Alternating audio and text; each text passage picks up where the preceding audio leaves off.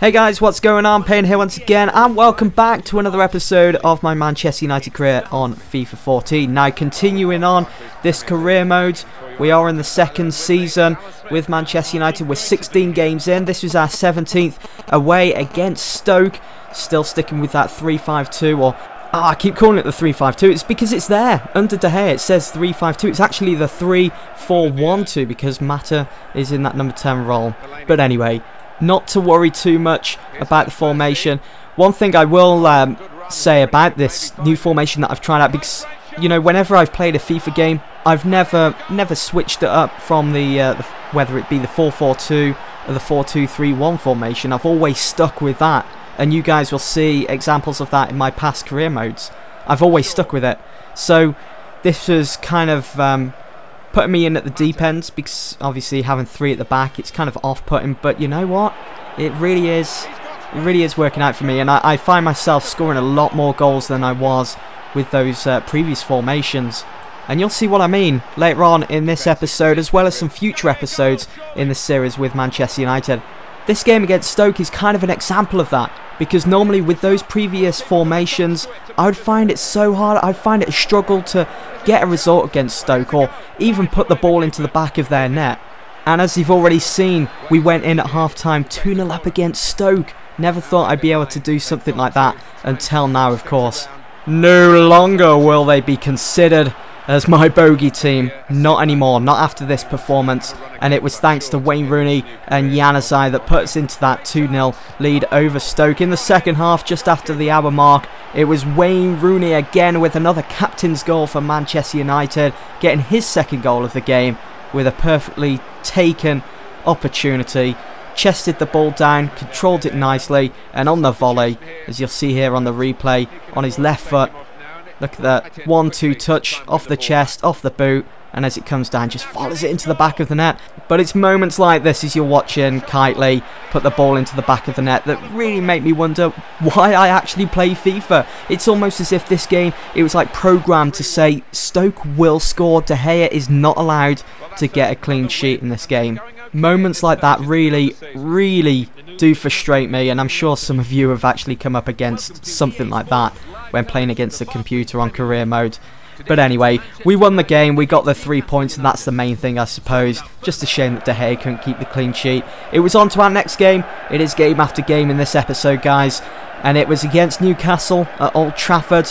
Now for this game, I made a few changes. In came Vidal and in came Nani as well. I didn't really have to rotate too much because players were looking fully fit after having like a week and a half off from actually playing games, because there is no Champions League at the moment. We're waiting for the draw for the knockout stages after advancing through the group stages, and there are no FA Cup games to be played until the end of January, round about there. We have been drawn against Chelsea for that fixture at Stamford Bridge, so that's going to be a tough test going there and playing against them. They'll be looking to get some revenge after we thrashed them in the Premier League 3-0, or I think it was 3-1 actually, when Mata scored 2 goals against his former side. Apart from that though, there isn't really much going on in the week unless we have a game in hand, which we don't. So, you know, we've got like a week and a half until our next fixture, so players are going to be 100% fit for that game. So with that, hopefully I'll be able to channel it all into some good performances on the pitch and get some crucial wins and add those points to the league table. As you just saw, yes, Man United went 1-0 up against Newcastle, but that was Luke Shaw's first goal for the club since joining in the summer, so it was a nice milestone for him. But moments later, Sissoko for Newcastle clawed a goal back with that crucial equaliser at Old Trafford.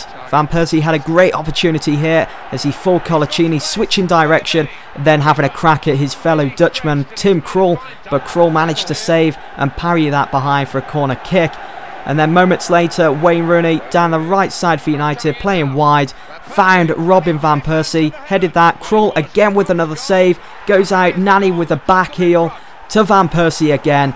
Van Persie certainly doesn't miss when given a second chance. He did put the ball into the back of the net. He did put Manchester United into the lead once again at Old Trafford against Newcastle. And you know, I kind of like this goal actually, simply because of Nani's back heel, and I was, at the time when playing, I was surprised that it actually worked. And that man there, Tim Krul, will definitely be questioning his defenders after a poor performance shown at the back in this game at Old Trafford. So we come away with another set of 3 points. Absolutely loving this career mode save at the moment. Simply because United are on a good run. I'm feeling good whilst actually playing with this team. We're just so attack minded. We're taking it to the opposition. We've got that fear factor in the team, definitely.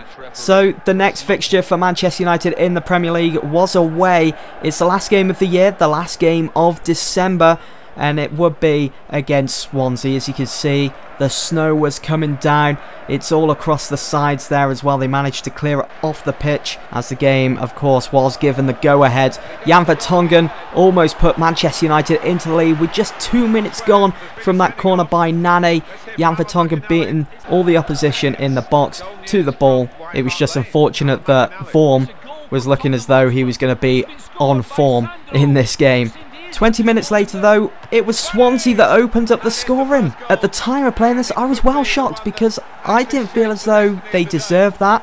Plus it was a tight angle in the snow, and it was a half volley as well by Bonny against De Gea. I was just taken aback slightly, and I knew that we had to sort ourselves out. I mean, after that first goal had gone in, Swansea, they grew in confidence big time, and as you saw, Shelvey took another pot shot there, the ball hitting the side netting, but United, resilient as ever, made sure that they got an equaliser before half time, and it would come from Nani running into the box and just striking the ball on his left foot, finding the top left hand corner. Come the second half, it looked like Swansea had carried over that confidence, that performance that they received after scoring their first goal, and it would be Jonjo Shelvey on another half volley for Swansea that put it into the back of the net, beating De Gea for a second time. At this point in the game, Swansea fans would be believing that they could come away with a win against Manchester United, who are battling it out currently with Chelsea for top spot. At the hour mark though, I resorted back to old ways. Nani swinging in across and found the head of Robin van Persie. I wanted to pick up the ball there and get the game restarted as quick as possible. Time, of course, was running out, and so I had to make sure that I could keep moving the ball forwards, keep attacking Swansea, and just be careful not to make any silly mistakes by giving it away. Juan Mata there found Kagawa down the left side. He headed it into Vidal, went for the shot, Vorm deflected the ball back out, and it'd be Wayne Rooney to pick up the loose ball with a first time shot into the back of the net. So United in the lead for the first time, making it 3-2 against Swansea at the Liberty Stadium. The fans going crazy. I thought it was nicely set up there as Kagawa headed it in. Instead of crossing it in, normally I would press the square button there just to swing it across and see what happens and hope for the best, you know. I did swing it across there. Kagawa again to Rooney. I headed that to Van Persie, who I could see in space. The ball went back outside the box, as you just saw, and eventually landed to Rooney, who headed that towards Van Persie, who headed it into the back of the net with a diving header this time. It was the perfect goal for a perfect turnaround against Swansea, and that would indeed finish the proceedings at the Liberty Stadium in South Wales. Look at that for a diving header. Van Persie getting nice and low there and just beating Vorm. Swansea though, they had one last gasp in front of goal. It would be Pablo Hernandez, but we closed him down. Ander Herrera coming all the way back as a centre half. What's he doing there? But it was good to see. But the ref did eventually blow the whistle for the final time of the game, and the final score would be 4-2. So Manchester United continuing on their winning ways, and there it is guys, the final whistle. And that's about it for this video guys. I do hope that you've all enjoyed this episode. I hope you're enjoying the series altogether. We are heading now into the second half of the season. The transfer window will be opening for January. I will look to maybe make one huge signing, so you've got that to look forward to. Anyway, I'll see you all very soon for the next one. Thanks for watching.